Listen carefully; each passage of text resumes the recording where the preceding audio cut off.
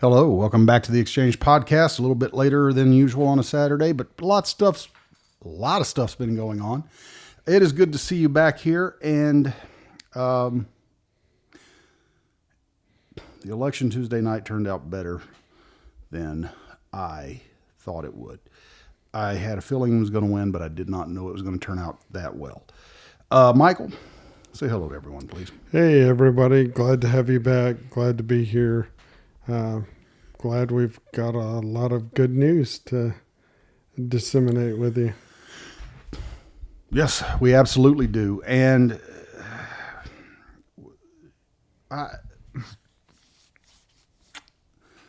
we will at some point not partake in gloating, but tonight's not that night. We're gonna gloat. We are 4 nights out from the election, and it was interesting. I was talking to someone who all of their life they voted Democrat. All of their dad's life he voted Democrat, and they said they planned on voting for Kamala all the way up to the voting booth, and they got to looking at it going, she doesn't have a clear plan on fixing the economy, and he won't get us into a new war. And they said it was those two things that changed their decision on who they were going to vote for. And there was another, and they told me that a friend of theirs voted for him based on Robert Kennedy, RFK, promising to take a lot of the GMOs and stuff out of the food. So I'm going to say this. We've got to pray that Trump makes, I was talking to my dad, and he made the statement, we got to pray that Trump makes the right decisions, because right now there is an opportunity for legislation. I heard, and I haven't confirmed this, but I heard that he's planning on pardoning Hunter Biden. And I think he should. And I think that now is the time, and I'll read something that I wrote a little bit later, but I think, we're hearing a lot of people talk about, well, he needs to go after all of these people. If you want to get even with the left for what they did over the last 4 years, then let's pray that they, because I do think they're trying to steal the House. They get the House, they get the Senate, they've got the Supreme Court, get some legislation, they got the White House, get some legislation passed that, God forbid, if and when the Democrats do get back into office, they have no choice but to abide by it, because it's now law. It's not executive orders. It is now law, and it has been duly elected officials that have passed this legislation. Well, don't let the American people down. They voted overwhelmingly for a change, be the change that you promised. I have no doubts that, Trump's got the dream team. He's got Elon, he's got RFK, he's got Tulsi Gabbard. There's a lot of incredibly talented people with diverse backgrounds. This is where you really prove your worth, and you show the American people why they put their faith in you. But like I said, I have no doubts that that's going to happen. But I have seen, I guess, some of the scrambling from the left, knowing that he's going to take power. I don't know if you saw a federal judge struck down. They were trying to legalize 1 million illegal immigrants. The federal judge struck it down. My theory, I didn't look too terribly far into it, but my theory is they were probably in swing states, because, he only won Wisconsin by a small margin. You flood that with potential voters, and then you alter the outcome of every election from thenceforth. Well, right now he's got 318 electoral college votes. And the Associated Press, I checked it earlier, said 312, but he'll undoubtedly get some from Arizona. So, I mean, I thought it said that he was up to 318. If he gets the ones from Arizona, I could be wrong. I thought it said that he had 318. If he and when they count the ones from Arizona, I think that'll put him up over 320. But I could be wrong. But on Wednesday, I had posted on the Exchange Podcast Facebook page, last night is irrefutable proof 2020 was stolen. Of course, this was on Wednesday. I was talking about Tuesday. And one of our listeners, I never thought I was in voting machines. It was stolen in the mail-in ballots. We know had they have cast those out instead of John Roberts fearing civil unrest, when Texas sued Pennsylvania, Trump would have won re-election in 2020. Pennsylvania, as well as other states, had never amended their state constitutions to allow for mail-in ballots, so they were illegal anyway. And I think that Wednesday night or Tuesday night proved it because he won Pennsylvania. But John Fetterman had said since day one that, or not since day one, but he said Trump was going to win Pennsylvania. And the reason he stated that was because of the assassination attempt. And he said that it had galvanized the people of Pennsylvania's support for Trump. I think there was a lot of things going into it. Well, I mean, that's definitely part of it, but he won every swing state. Yeah. Not just 1, 2, 3, 4. But those were the states that, had they have cast the mail-in ballots out in 2020, he was going to win those anyway. Yeah, well, it's still highly suspicious that, you get 200,000 mail-in ballots after midnight at 2 a.m. And all of them are for Joe Biden. Yeah. They're not voting for local elections or the Senate or the House. They're only voting in the presidential election. Here's my theory. They waited. They saw how many votes they needed, and then they concocted the numbers from there. Yeah. And that is exactly what I think they did. And they, like you said, they all of the votes was coming in at at midnight, and none of them were for Trump. But you know what? I think thank God all this changed. Thank God it all changed. This election. But I think there was a lot of things that I think the American people got scared of, things that they were seeing over the last 4 years. I think that,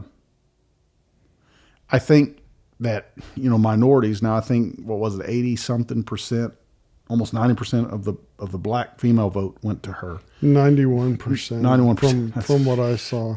That is huge. But that is huge. Yes. But I think a lot of people in this election were once again looking at identity politics, not looking at the qualifications of the candidate.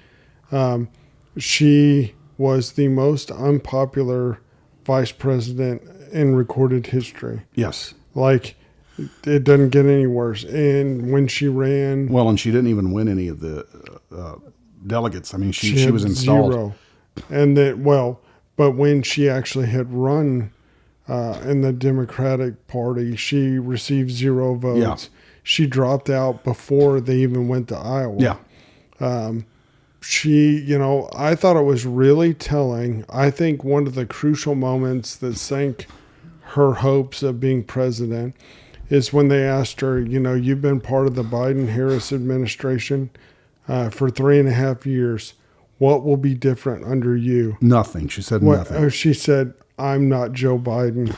But that's all she said. Well, that's very obvious. You're not Joe Biden. But what specifically are you looking to do? And she would always use, circular answers that never actually got anywhere. Right. It just, none of it made any sense. There was the fact that she also would not sit down with any of the podcasters. I think that's another thing that I don't think she could. Well, exactly. She did not have a substantive platform. She just regurgitates whatever she's told. And so, Trump and J.D. Vance went on all these podcasts and could talk for 3 hours. No script, no teleprompter, no foreknowledge, Yeah. just go in Yeah. there. And I think people saw that, the genuineness, and the fact that they're funny. Right. Like if you sit there and listen to some of the clips, I mean, Oh, it's yeah. pretty hilarious. Yeah. It's highly irreverent, but the part with Theo Vaughn, where it's like, you can't even do cocaine in this country anymore. And, JD Vance is like, I'm stealing like that. It was funny. Theo's, though. That's kind of Theo's vein right there. Yeah. He's like, it's not even safe to do drugs in this country anymore. Yeah. But it was, a genuine moment, and you got to see the humanity, because they're so dehumanized. Yeah. Right up until, literally right up until the election, they were saying, oh, well, who else held a rally in Madison Square Garden, and they were alluding to the fact that they were American Nazis. Like, who else had been there? Joe Biden. Obama. It's... there's a lot of... Yeah, what it was is it was a Republican going into New York holding the rally. But, something I kind of wanted to get to, and this is kind of what we're going to have to, I think, bear in mind for the next 4 years anyway.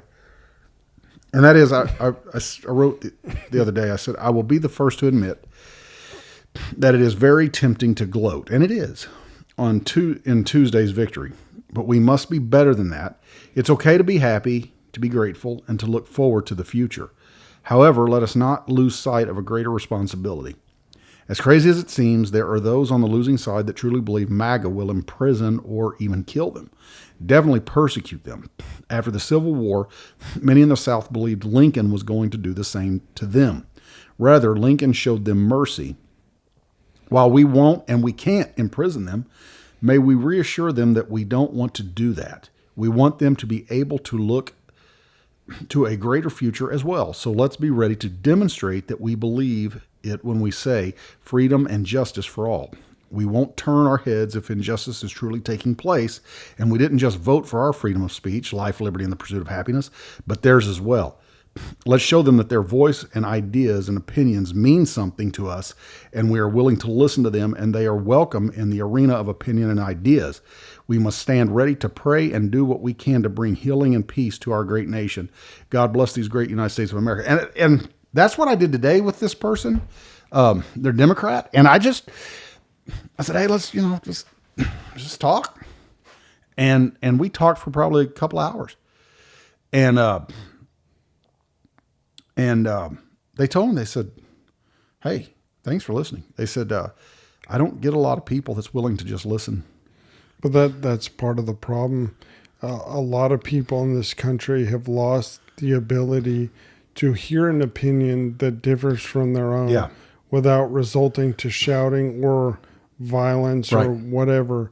We need to have civil discourse. Even when you disagree, there's always a middle ground. We can find some way to accommodate one another. Things have been far too divisive, but I genuinely blame a lot of that on the rhetoric, the fact that they're equating Trump to Hitler, and, the fact that he's going to outlaw all abortions and all these other hot topic issues, which Trump already said he just wanted to go back to the states, which is where it should have been to begin with. Whether you agree or disagree with abortion, the correct answer was to send it back to the states. It's nothing that is defined in the Constitution. And so under the 10th Amendment, it goes back to your state to determine what they're going to do with it. They've fed into this fear and the lies, that he's going to round people up and imprison them for dissenting. And that's simply not the case. So that was the other thing. They brought up the Plan B pill. Actually, they brought up two things. One, I haven't heard anything about the abortion laws in Arkansas. Have they been completely out? Like, once they find out that the woman is pregnant, they can't have an abortion? I haven't heard anything about that. I want to say that as soon as Roe versus Wade was overturned, Arkansas outlawed abortion. I could be incorrect. Abortion, no abortion at all. I could be wrong, but that was my. So not even in the case of saving the mother's life? Well, I'm sure they have exclusions for things like that. I would hope so, because I don't think you can just go clear across the board and say abortion should not ever take place. The problem I have is, an overwhelming majority, and you can look up clips. For all our listeners, I have tried to post clips to our videos or links. YouTube removes them, and so you will have to Google it yourself. But there is an abortion doctor who talks about how many abortions he performed, and he gives the percentages of how many were for genetic defect or something was wrong with the fetus. But a overwhelming majority of the ones that he performed were elective. There was no threat of losing life to the mother or the child. Yeah, I think abortion needs to be, even Bill Clinton in the 90s said safe but rare. I think a lot of it is just, I had someone else, and they were Democrat, and they were talking about that they had went into town and someone had found out that their son was LGBT, and they harassed him and followed him around it. And I have to ask the question. I don't know why these people, because I kind of know them. And it doesn't make sense why they're just going to make that stuff up. And I'm going, but yet on the same token, I'm not buying that's happening. I sometimes think that many of them are so delusional that they believe it's happening. Well, when you have people that believe if you use the incorrect pronoun, you have literally assaulted them, you've attacked them. Oh, yeah. I've found, look, I was a cop for the better part of a decade, and I have seen time and time again where someone will say this occurred and there's surveillance footage, and you go back and watch it and you're like, that's not what happened at all. Yeah. Oh, I had that happen to me one time. I was in a store, and I was walking out, and the person was upset at me about something. So I just felt like, you know what? I need to leave before anything happens. This was in a department store in a mall in Tupelo, Mississippi, years ago.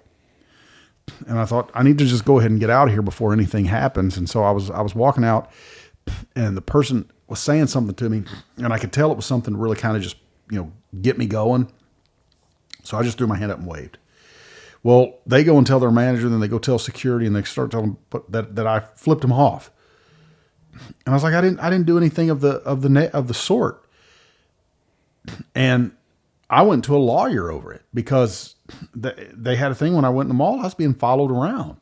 So I went to a lawyer over it, and the lawyer said the same. The lawyer said, we're going to pull the surveillance, and we will know if that's what you did.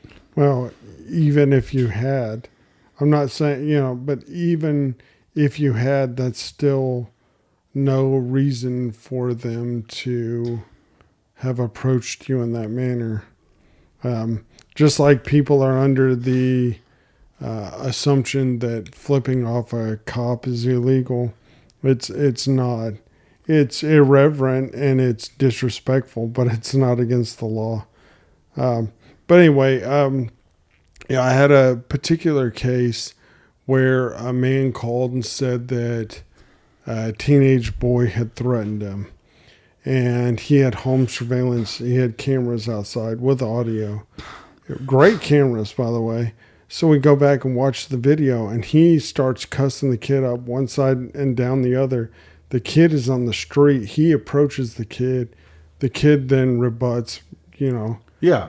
And so I'm like, exactly what do you want me to do? Because you're the aggressor. In fact, if he wanted to come in and pursue it, you would be, but his version of the story Was different. was that, Much like the kid that they all said he bullied that Indian chief, and then come to find out that wasn't even the case. Yeah, well, I had another one at a school where a kid claimed to have been shoved down, and he claimed that he was given his mother claimed that he was given a concussion by another child. I went and reviewed the surveillance footage. He tripped and fell and did it to himself, but I guess out of embarrassment or something, I don't know, he concocted a story. And long story, it ended there. She still didn't believe me, even though I'm like, I've seen the footage. Like, my child would never do that. And I'm like, I most certainly promise you that's the case. But, a lot of times people, their perception of something and the reality are not the same. Two different things. Absolutely. Two different things. And I think that's a lot of what allowed for this win on Tuesday night. Is I think people in the United States, and they said that, basically it was a lot of, they're saying it was racism, and I'm going, so there's black and Hispanic white supremacists. Well, I'm not getting Hispanics were almost split down the middle. Yeah. Which, in fact, in the Rio Grande Valley in Texas, there are... It was probably the legal immigrants versus the illegal immigrants that was split down the middle. There were districts there that, get this, have not been Republican since Reconstruction. So we're talking Civil War that flipped. They've been Democrats since the Civil War, and they flipped Republican. Starr County in Texas hasn't voted Republican since 1858, I think they said. Which is, actually, that's before... No. It wouldn't have been 18. I'm sorry. It would have 68? been 68 or 78. Yeah. Which would have been Reconstruction. Yeah. People were tired of it. And the fact that there's a segment of the left that wants to be able to raise your child how they see fit, not how you see fit. They want to be able to allow the children to make choices that affect the rest of their lives in multiple aspects, okay, like gender reassignment surgery or puberty blockers. The thing is, what they don't tell you is if you go through with that, they say it's reversible. Many times it's not. Once you have, like for a male, once you remove the testes, there's no going back. Right. It's done. There is no, we can reverse it. But, you have these states where the government is saying, if you don't allow your child to do this, we'll take them from you and we'll throw you in jail. And I think that, the average American's looking at that and going, no, like we've missed the mark. Right. And the fact that, do you know at what age a man's frontal cortex stops developing or has reached maturity? 25. 25. We won't allow children to get tattoos. We won't allow them to do these other things because they don't understand the permanence. Well, the ancient Jews never considered someone to be... They never considered them to be of age of accountability. I'm talking the Old Testament Jews until 30. Which, if your brain's not fully developed at 25, 30 seems like because now you've got 5 years under your belt as a... Yeah, because most people can't think, especially guys, and I'm not making excuses, but we have a hard time thinking about 5 years into the future. And realizing that the decision we're making right now is going to affect us 5 years down the road.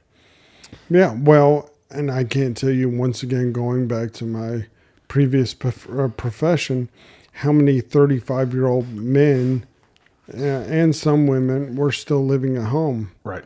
being coddled by mommy and daddy. And some of it has to do with the economy we just got out of. Well, this is proof. It's just simply the fact that they were unmotivated. Sure. And their Yeah. parents would allow, they were, in a way, they get upset and call the police, but then they don't want any action taken. And it's like you're enabling this behavior. Yeah. Or you'd get the parents that would come in like, I want you to scare my child.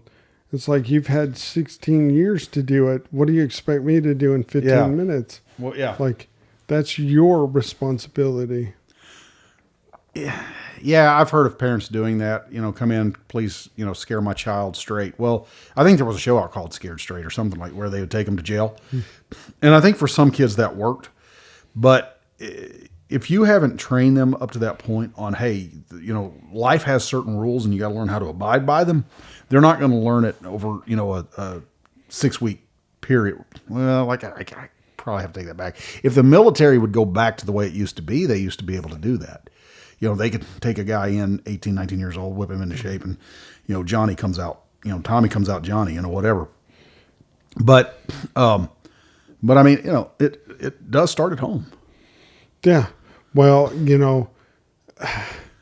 going back to the decline of the nuclear family, a majority of children now are born into single parent homes. And again, that's a Democrat policy. It was called the Great Society. Yes. And they further encouraged it. There's a multitude of ways that they did that, but, it's through those policies that a lot of these things have gotten so far out of whack. And that's what people were finally waking up and going, because if you look at Tulsi Gabbard and RFK, Elon Musk, Elon's mother, they'd all been lifelong Democrats. But then, the party took such a hard turn that the average person could not follow. Right. Like it had gone too far off the deep end. And like Elon Musk said, he was like, I'd never been involved in politics before, but I really feel like if we don't do something, this is the last true election this country will ever have.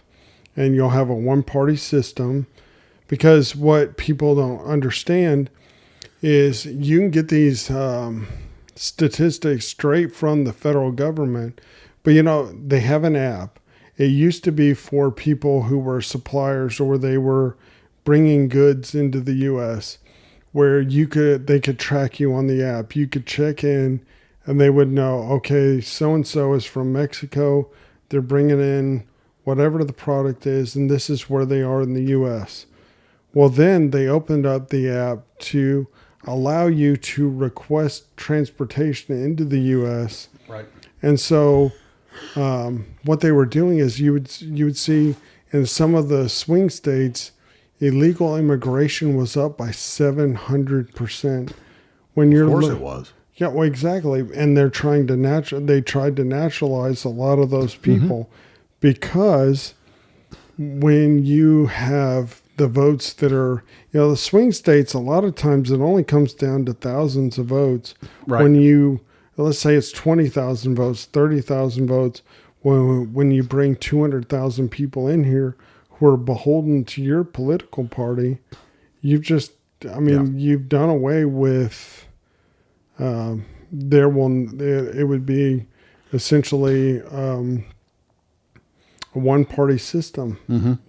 You'd have the smaller areas, like you might still have some places where Senate or House might go Republican, but they would begin to dwindle. Right. And that is, there was a lot of seats flipped, and I think a lot of, Tuesday night was obviously the country pushing back on, permitting, the whole woke nonsense going on in the schools, going on in, conservatives not having our voice. And the whole point of this is, and this is really what I'm trying to push. Look, if you are liberal, we want you here. Trust me, and we're not trying to shut you up. Otherwise, I mean, join in. I'm looking for somebody who is on the left to come on the podcast and let's just talk. Your ideas are welcome here. Your thoughts, your opinions are welcome here. It's not to humiliate or shame or get you to shut up, because you mentioned Kamala not going on the other podcast, on any of the podcasts. The podcasts today are almost the Federalist Papers 200 some years ago. I mean, they really are, because it's so many people just throwing out not so much their ideas, but giving the opinions and then someone refuting. Well, and the other thing is, we know, I don't care who you are. I think it's not debatable that mainstream media is manipulated, and that it is just an extension of the Democratic Party. And so when you go onto these podcasts, it's one of the few areas where there's no moderation, there's no filter. It's just, well, I mean, you heard some of the meltdown that they were having on Wednesday. Did you watch any of the coverage, like on Blaze, Tim Pool, any of them? No. Well, let me think before I go to that point. I mean, it was the day of the election, I think it was the day of the election, that Joe Rogan officially gave his endorsement to Donald Trump. Yes. So that lets you know how influential a podcaster like that is. And I think it may have been on the View or MSNBC or somebody, but I don't remember who it was. But they said if we could get and they were liberal, said if we could just get the internet regulated. So again, the whole thing from a few years ago is starting to want to come back now, because Elon Musk buys Twitter, turns to X, and now all of a sudden they want to say it is disinformation and it's fake news, because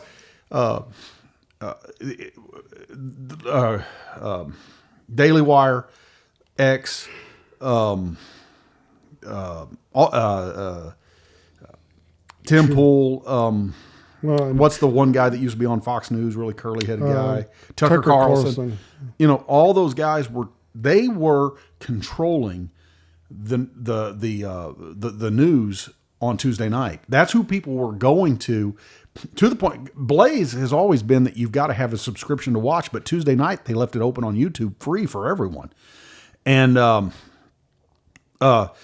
people are not, they're abandoning the traditional. Let me show you how much it moved the needle.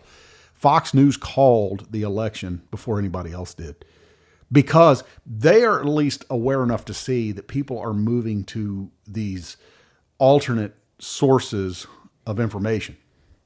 Yeah, well, I mean, go back to the letter that Mark Zuckerberg wrote about how he was approached by the federal government to alter things and censor things on Facebook. And then you've got Harris coming out saying, well, X needs to abide by the same policies. What they're trying to do is make it to where the government has a say of what information gets out, and how it's presented. And anything that does not look upon them favorably will be suppressed. Yeah. And people are seeing through that. That's why they're looking for, I brought this up today in a totally unrelated circumstance. We were talking, I was in the CAMS class today. And for those of you who don't know what that is a ministerial training class that he's talking about. Go ahead. Yeah. Well, so they were talking about transparency. And so I brought up the fact that transparency leads to comfort. If people know what you're doing, they're far more comfortable. Yeah. Like, people would not be as opposed to possibly paying taxes if they knew where the money was going and they could see the result. So you're not saying that's why we fought 1776? Yeah, well, that wasn't transparency. I think it was no taxation without representation. So that's just to reinforce your point. Yes. Well, transparency, it brings trust and comfort. Yeah. And people don't trust other people or institutions that they don't feel are transparent, or if they're hiding something. And that's part of the problem that our government has. They lack transparency. Everything is so compartmentalized. If you look at the investigation into the Trump shooting, we still don't have information. Crooks had all those cell phones with encrypted apps. Yes. We still have nothing. They have pictures of him on the phone right before the shooting happened. One of the snipers that took the picture of him, he's on his phone. Who was he talking to? Why do we not know this? And then I like how they declassify. Are you talking about the one at Mar-a-Lago, the second one that shot at him? No. Because the second one that shot at him, he was doing something with mercenaries over in... well, he was going to Iran trying to recruit people to go to Ukraine to fight. Yes. Complete warmonger. Uh-huh. But no, I was talking about the first one in Pennsylvania. Okay. He had several cell phones, all with encrypted apps based out of Belgium, Germany, and somewhere else. And like I said, he was on the phone moments before everything transpired. So who was he talking to? Right. Why was his house? They're just... A lot of stuff there to answer. You had the former Secret Service director, Kimberly Cheadle, go up there and basically stonewall Congress. Uh-huh. I've got no answers. Right. Are your radio transmissions regularly recorded? Yes, they are. Do you have the recordings? No, we do not. The whole thing, we didn't put snipers on the roof because it's too sloped. It's a 112. So for people that don't understand that, there's 1 foot of rise over 12 feet. You could build, that's a wheelchair ramp. That's ADA accessible. The actual roof where they put their counter snipers was a 312. It was far more steep. Like, there's just so many things that don't. No, that was the thing too. I mean, from the day that he was shot at in Pennsylvania, it really was kind of one of those things where I immediately was going, okay, I don't believe God spared his life for him not to win. And then the second one, and I've always said, and I still say, that the raid at Mar-a-Lago was actually the first attempt. Well, and now I don't know if you saw either last night, it was very recent, they released the classified documents that they caught 3 guys that were funded by the Iranians, one of which had been deported back in 2008 to Iran, who was back in this country. The Iranian government had paid them at a minimum several $100,000, but potentially up to millions. They had 11 firearms, and they had been tracking Trump's whereabouts. But, they don't say anything about that until after he wins the election, because once again, I think that would have encouraged people. The fact that, look, the man's 78 years old. They've smeared him. They have indicted him. They charged him. They found him guilty of 34 felonies. They've tried to kill him. He could just as easily say, you know what, this isn't worth it. Regardless of your political stance, you have to give him credit for persistence and fortitude. The guy just won't give up. No, he doesn't, and that's why that they don't know how to deal with him, because they really thought he was going to go away,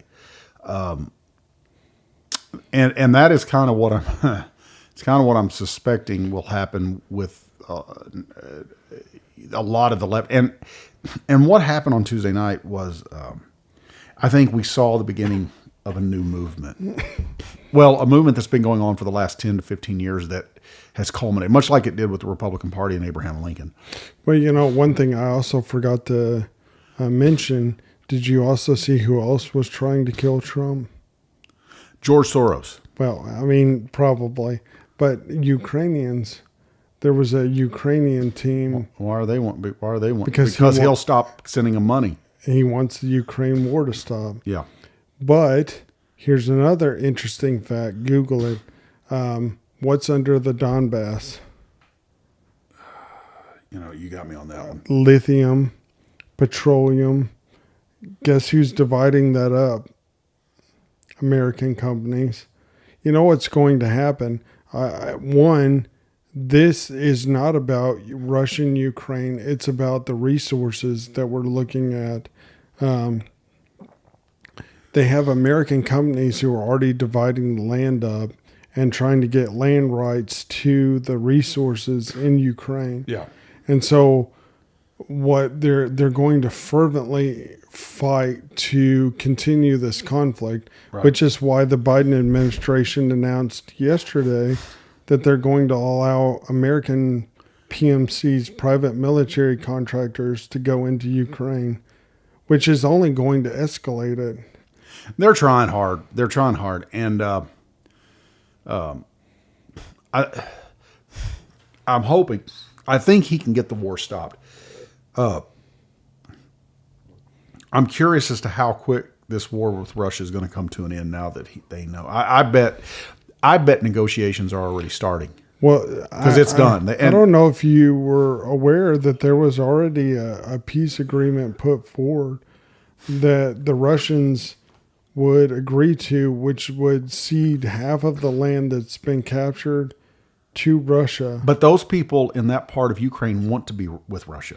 But guess who decided to go against it?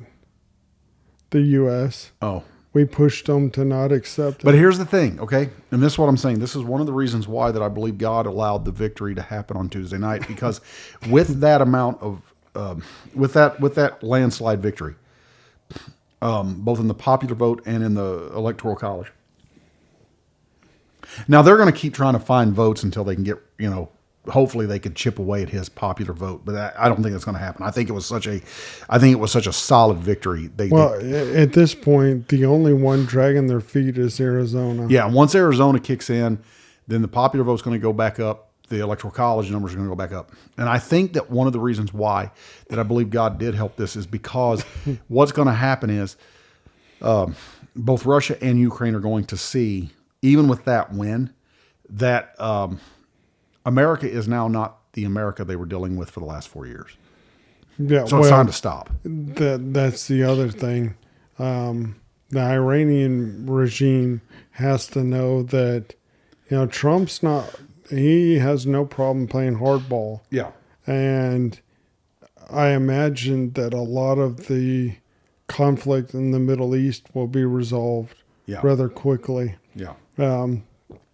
Basically, he shut down their ability to get money, and it strangled their war movement. They didn't have money to fund Hamas or Hezbollah or any of these other terrorist organizations. I think that's what will happen. I think you'll see it resolve rather quickly. And like you said, I think some of this is already in play. Oh yeah, they know a new sheriff's in town. Yeah. Now, where did you see that the popular vote had been cut into? Just Google election results, and the Associated Press has her at 70 and a half, and has him at 74 and 74.3. So it's like 3 point some million, which is still. What did he get in 2020? I have no idea. I mean, he's still right there where he was in 2020 when he ran.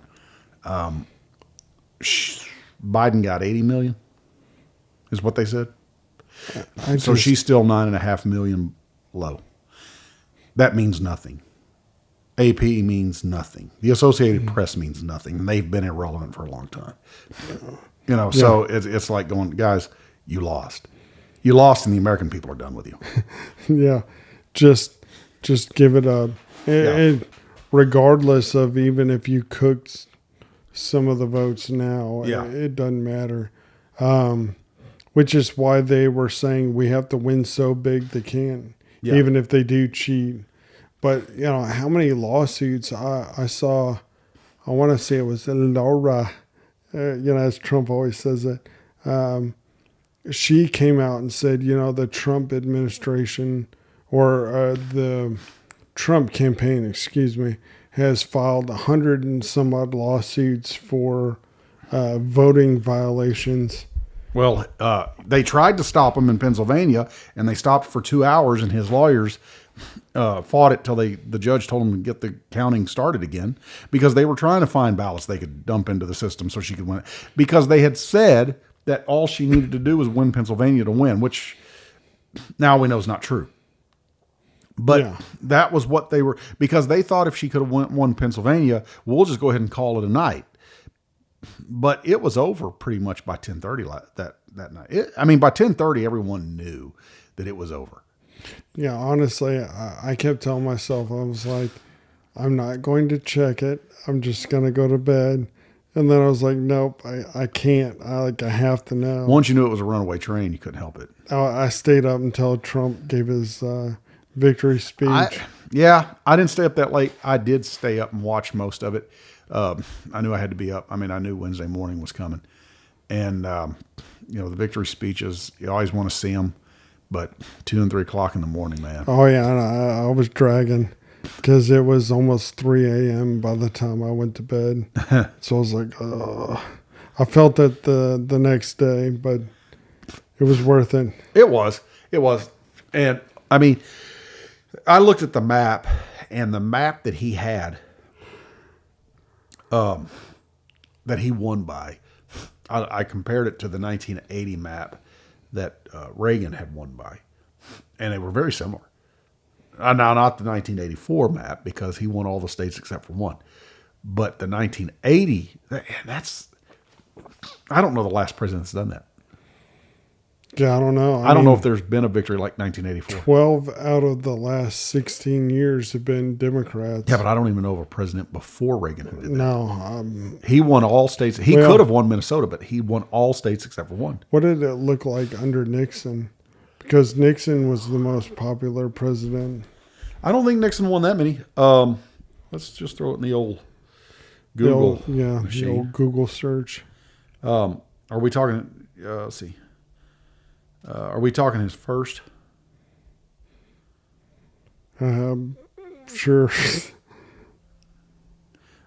Wait a minute. Does it say that? Let's see if it says he won 49 of the 50 states. Okay. Yeah. He won 49 of the 50 states. I don't know if you're ever going to see that again. 1986 was the last time a Republican carried California, and that was because 84 was because in 86 is when Reagan gave amnesty, and California has went Democrat ever since. They have a super majority. Yes. So they pretty much from the get-go, they call it. Yeah. There's... Well, you already know it's the same thing with New York. Yeah. But she didn't win by that much in New York. It's because outside of New York City, and even some of the people in New York City, voted for Trump. But outside of New York City, in the more rural areas, they're far more conservative. I wish Nixon and Reagan both would have just went into the home states, because those are the states, right? 49 out of 50. So they didn't go in and trounce them in the home state. They wanted to have class. But that is one thing I wish they would not have had class. I wish both of them would have went on in and taken the home states of their opponent. I wish Trump would have won Minnesota. Oh, yeah, I do too. I do too. Just, kind of snub Tim Walz. Oh, yeah. I don't know what it is, but well, I know part of it, but something about him just fundamentally rubs me the wrong way, for lack of a better term. Like, I just have an uncomfortable feeling about him. Oh yeah. Like, there's something. I did think it was really ironic that right before the election, they released all the news articles about the relationship he had with the daughter of a communist official in China, and he drove her to the point of suicide. I don't know if you'd seen that. No. Oh, it was all over. Yeah, apparently he was not a very nice. Was he stalking her? What was he? No, they were in a relationship, but he was not a very nice fellow, and so she had contemplated suicide. And so, I don't like him. well, and the whole Tiananmen Square, like, you would know if you were there or not. Yeah. Maybe I misspoke. It seems that you misspoke about a whole lot of things. Well, the left does such a good job at gaslighting everybody. I mean, they ruined the economy. They were doing it deliberately, and then they would come back and try to tell everybody how great we were having it. But the election on Tuesday night proved that the American people didn't believe it. They could see through the smoke screen. It was the whole, we brought back this many jobs. Yeah, that you force people to close down. Yeah. That's not creating new jobs. That was simply opening the ones that existed prior to COVID. I had this conversation with somebody a few days before the election. And I told them this, because that was what they tried to use, was that the economy in 2020 went bad. And I said, "Oh, you're talking about the economy that went bad because of Fauci's virus that he brought over from China, and they shut jobs down. They forced them to shut down, and then when the Biden administration comes in, they start reopening them just so they can say that the economy was doing better than it had done." I said, all he did. Everyone knows that the economy was doing great from 2017 to 2019, and it was the best economy America had seen. And all Biden did was go back in and reopen those jobs and then take credit for it.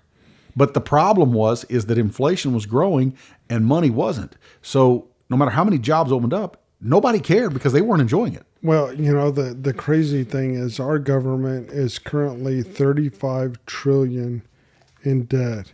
And they said that we are reaching the point where the interest on our debt is greater than the money that they're pulling in, which means that you could see the U.S. government go bankrupt if they don't get it under control. Well, and that's why these lifelong Democrats, a lot of them voted for him, because there are some that are paying attention to what's going on out there.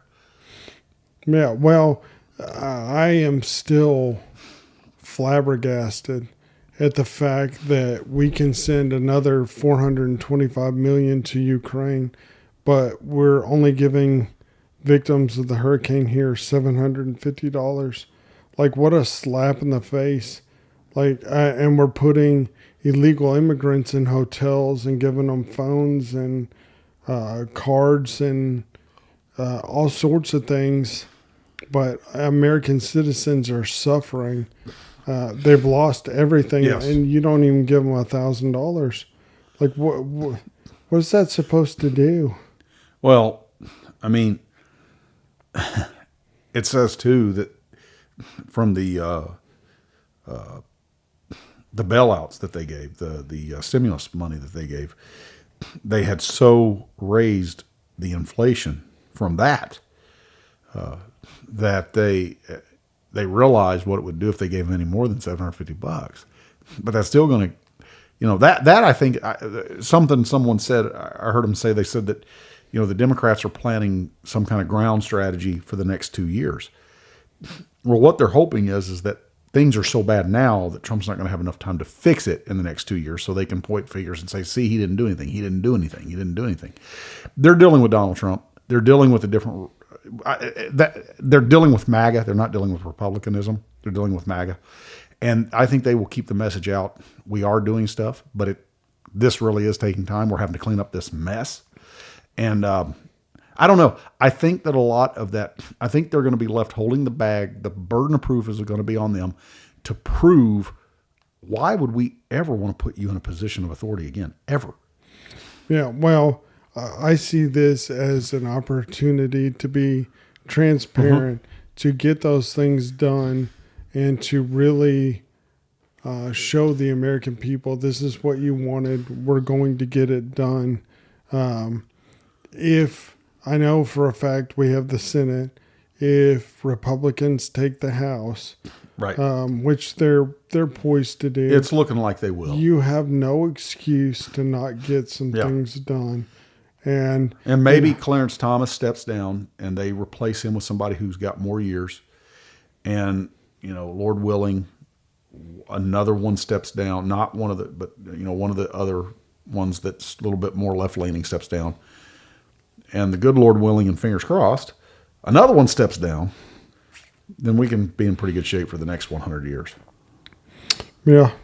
I mean, we're poised to make a significant impact. Yeah. I just don't want the momentum to fall flat. Well, and Like that's what most people are not wanting. Yeah. You've got the ball rolling. You've got people's attention. 74 million votes. Yeah. That's significant. And that says something. Like, I just don't want any of it to be a disappointment. That's why we have to, as Christians, pray. We have to pray that God gives him wisdom and that they do work in unison. But I do think from 2016 to 2020, one thing that was proven, I don't think Donald Trump's going to let anything fall flat. No, I think, and he is so driven. I don't think he could, he doesn't have that ability to just sit back. No. He wants to get things done. Yeah. And I think things will turn around at a rapid pace. Absolutely. I think he's going to get in there. See, the great thing is, this time around, he's already got a team in place. Yes. They've got a transition team. They're ready. He's already lining out who's going to do what position. They're thinking about policy change, what they want to see done. Well, and he's got very similar to Reagan's team of Lincoln's team of rivals. I mean, he's got RFK, he's got Tulsi Gabbard, he's got people that politically do not agree with him. So this is kind of a dream team. Like I said, I'm going to continue to pray, and I'm not putting my faith in any man. Other than I will say this, I don't think Donald Trump is the kind of person who's going to let this fall flat. I think Trump is the one guy who understands the opportunity that has been given to him. No, you're absolutely right. And like I said, what does that say about a person who would be willing to go through being called every name in the book every day for years on end, to be fighting constant legal battles, to be shot at, to not feel safe, to request more Secret Service protection only to be turned down over and over again. And the fact that he just keeps going, I don't see any way that he falls flat on his promise. I just hope it's even better than anyone is expecting, for everyone, for all Americans involved. It doesn't matter if you're left or right. When gas prices go down, we all benefit. When food prices go down and you don't feel like you've been sucker punched when you go to the grocery store. Right. That's great for everyone, regardless of your political stance. Those are things that benefit us all. If they can get the cost of healthcare down, if they can get some of these food additives and the GMO stuff out of our food so people stop being so sick, that benefits everyone. It doesn't matter who you are. Those are things that will be positive. Yeah. And I hope that the detractors and the people who did not vote for him will at least recognize that when it happens. I think they're going to have no option but to. I really do. I think they're going to have no option but to. And right now we've got an opportunity to swing voters back to common sense and to rational thinking like we've not had. And I think you're getting, like I said, you're getting things like the Daily Wire, the Blaze, Tim Pool. You're getting all these other things that are actually, they're not news outlets. I mean, the Blaze is and Daily Wire is, but some of it's not. But some of it is just talking points that will really help to enlighten people. And we're here every week at the Exchange Podcast. We're not always talking politics, but we are this week. And I do want to say we are at episode 91. I'm grateful for that because a lot of podcasts, especially at our level, don't even last anywhere near that long. 9 more episodes where we'll be at our 100th. Please tell your friends, like, subscribe, share, because I'd still love to get to that 100th subscriber by the 100th episode. Always feel free to leave a comment. And Michael? Well, piggybacking off of that, we are being hammered by YouTube. Yeah. And they bury us. Like I said, I will post things in the comments and I come back, it's gone. Well, they're messing with our views too. The views have dropped substantially. Okay, we got a 11-second clip. I'm going to just throw it out there. Yeah. Where it was a technical malfunction. It's a blank video. It's got 79 views the last time I looked. But those are never, that's one's never messed with. No. Yeah. Well, because there's Algorithm. nothing in it. I promise you. One real quick sidetrack. Did you see who the number one corporate donor was to Kamala Harris? No. Google. Guess who owns YouTube? Google. Google is so heavily invested in politics and Oh, yeah. the woke ideology that if you diverge from that or you have any disagreement with it, you are... Well, that's why they're all spinning right now, because all the money she had, and she just didn't get anywhere. Well, I mean, Joe Rogan's interview with Donald Trump, they were getting 1.5 million views an hour, and it wasn't trending. On YouTube? On YouTube. He talks about they contacted YouTube, and YouTube said it was some kind of glitch or accident, which he says jokingly, like he knows they were suppressing it. But yeah, it had, for the last time I looked, it had like 47 million views. We trend on Facebook, but we don't on YouTube. Yeah, because YouTube is suppressing it. I have no doubts. Anything you say that they... See, that's the dangerous thing. Free speech has to be protected. Yes. Speech that you don't agree with has to be protected. If you look at people on that side of the aisle, like with Harris, they want to suppress views that are not their own, and they want to silence your voice. But the problem is, it could just as easily swing the other way. It's like the Patriot Act. I always said it was a terrible idea. It should have never happened. But you also have to look at who's going to utilize that law when you're not in office. That's right. And you could very well find yourself on the... Yeah, because look who followed Bush in. And I was not a fan of the Bush administration. Well, the more I look at it, the more I realize Bill Clinton came out defending George W. Bush.